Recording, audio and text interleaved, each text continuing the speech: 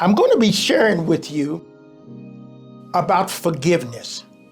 So important that we understand it. And, even if you think you understand forgiveness, I want to show you something perhaps and share with you how God will give you strategies in that area. Some people are weak. I had a person tell me the other day, Roderick, I just don't know how to forgive. I've been hurt, I've been torn, I've been church hurt, and I've been abused emotionally, and I just cannot bring myself to forgiveness. Unforgiveness creeps in unaware. You can find yourself not forgiving someone for doing something to somebody else that has absolutely nothing to do with you. Have you ever been there? I have. Unforgiveness plays a great part of life, but God has provided for us an understanding in His Word. How do we forgive? Is it possible we can be hurt beyond forgiving something or someone? What is forgiveness? It's releasing something or someone from the pain that they've caused you. It's releasing them. It's clemency.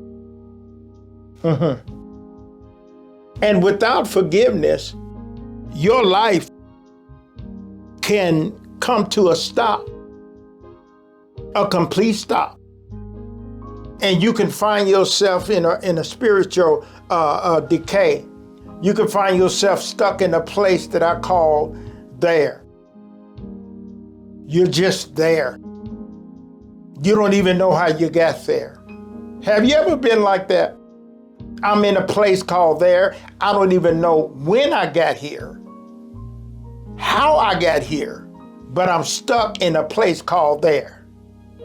I want you to know that God's going to bring you out of that place called there, where you're stuck in a place that you don't really want to be mentally, emotionally, and even physically.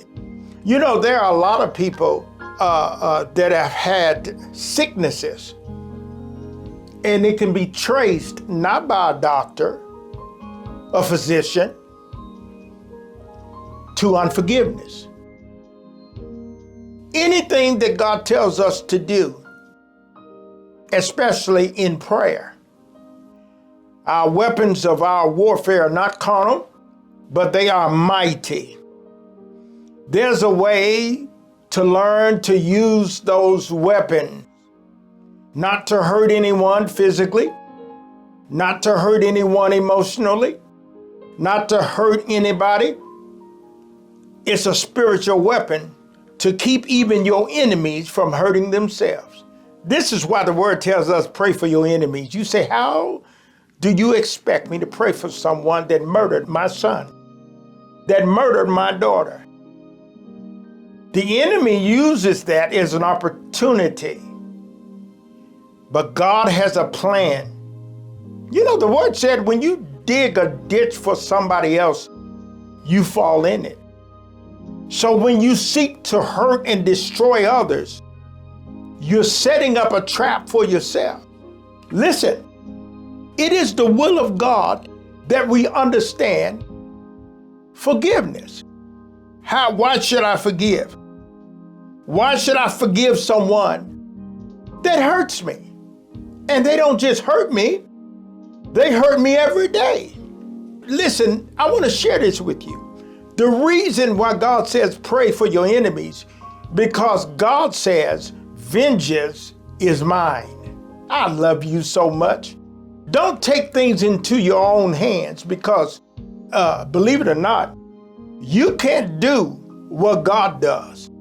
You can't hurt someone and bring someone to their knees like Yahweh can. So when He says pray for your enemies, it's going to be your prayer. Watch this.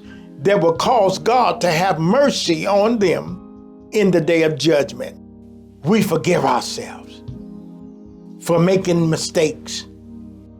A mistake is a mistake. And we forgive ourselves over and over again for our mistakes. Every one of us, we live on mercy. We pardon ourselves every day.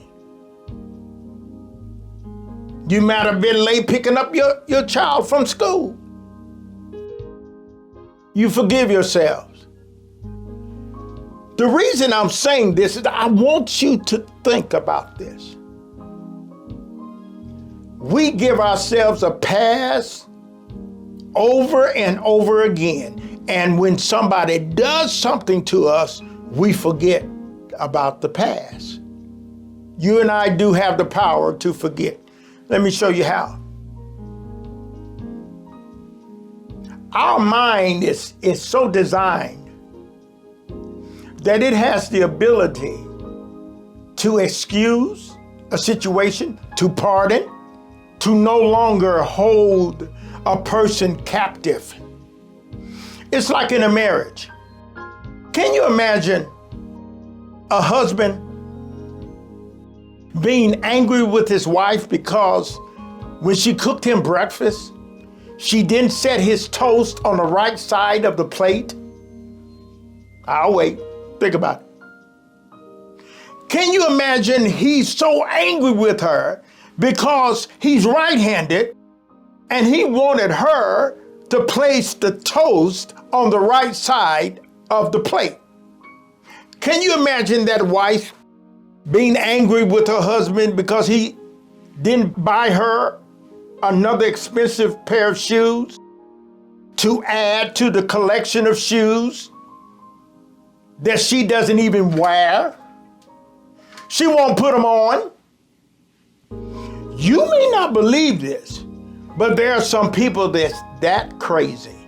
When you enable the spirit of unforgiveness, it paralyzes you. It will keep you bound, watch this, to the same sin that you choose not to forgive. And listen, you'll end up repeating someone else's failure. I'll see you next time. God bless you.